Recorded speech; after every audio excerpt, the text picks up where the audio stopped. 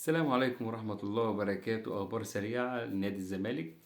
أول خبر معانا حمدي المسلوسي يوقع للزمالك على بياض.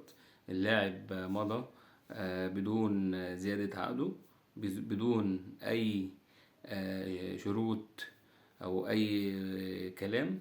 الراجل مضى على العقود على بياض، والراتب بتاعه زي ما هو 400,000 دولار.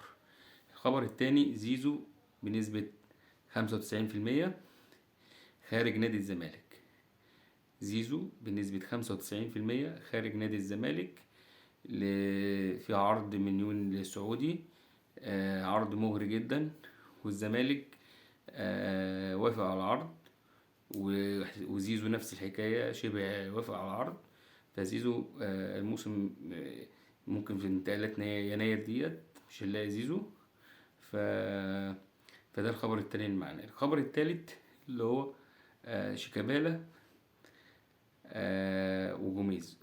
مفاجأة جوميز ماتش سموحة الجاي ان شيكابالا اساسيا في ماتش سموحة بدلا من زيزو. شيكابالا اساسي في ماتش سموحة بدلا من زيزو. ده بالنسبة للخبر اللي معانا التالي. الخبر بقى في الرابع الاخير، في لعيب اسمه سامي، لعيب كبير جدا، لعيب حريف قوي ومهاري. اللاعب دوت مش بيلعب في نادي دلوقتي، وده اللي الزمالك شغال عليه في الوقت اللي احنا فيه، اللي احنا عايزين نجيب صفقة ما تكونش متعاقدة مع نادي عشان نقدر نسجلها. بس المشكلة في سامسونج اكنيولا. سامسونج دلوقتي مش عايز يمشي، ومش عايز ياخد جزء من مستحقاته عشان يمشي، هو عايز فلوسه كلها. فالمشكلة المعطلة الصفقة ديت أو الصفقة اللي قبليها بتاعت إيجيري، اللي هو اللاعب كان بيلعب في ليفربول. هو موضوع الأجانب هي كده يبقى أكتر من 5.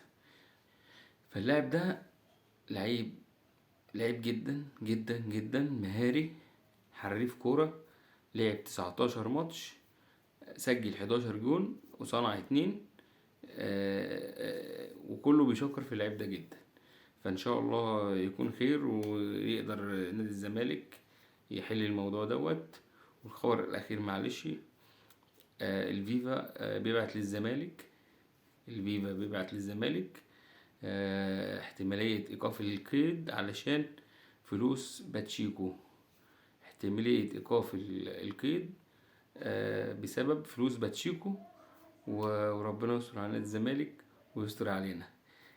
لو كنت عايز اخبار جديدة تابع محمد سالم صفحتي، واعمل لايك عشان يجيلك كل جديد. السلام عليكم ورحمة الله وبركاته حبايبي.